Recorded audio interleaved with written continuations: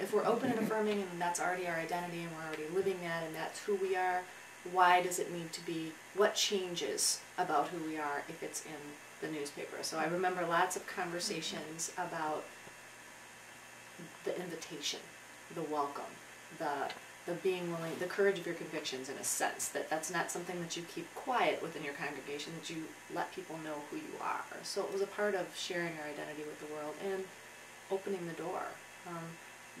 Interestingly enough, I remember there being more concern about that, you know, about it being public by more than anything else. But, you know, a part of the process of how we did this was we looked to our church leadership.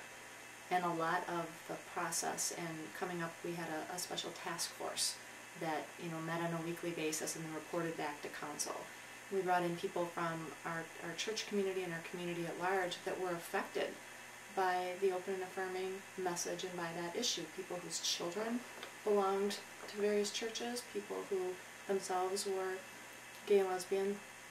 And it was putting a face, putting something personal to that issue, listening to people within our congregation that you had no idea, for instance, that maybe they had a child, or how important this was. So seeing this issue discussed among friends and church family members really made it intimate and more intense, I think, in a lot of ways.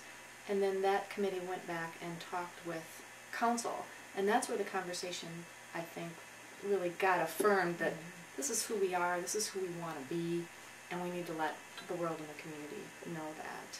And I know personally for me, I was joining the church right around that time. I joined, I think, in late 90s, 97, 99.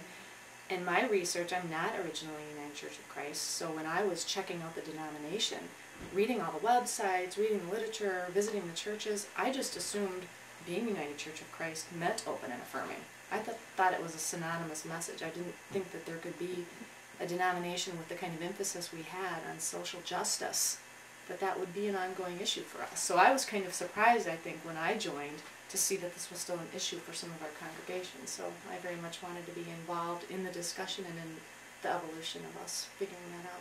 And I think JC is not alone. I think that a lot of people joined once we moved out to Fitchburg with the assumption that we were open affirming. In fact, one of the most embarrassing things that happened to me, and also the moment that I was pushed on this issue, was when I was with our youth at an event in Elmhurst. And the children, the youth at that event, were asked to raise their hand if they belonged to an open and affirming church. And our kids raised their hand.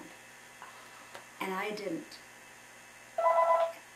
And they looked at me and they said, "Why aren't you raising your hand?" And I said, "Well, actually, we haven't factually done that yet." And they were surprised and disappointed, as was I. So I went back and shared that. I remember with the council, we were in that conversation, and I said, our kids already believe that we are. This is a non-issue for them. They believe the church is open to everybody.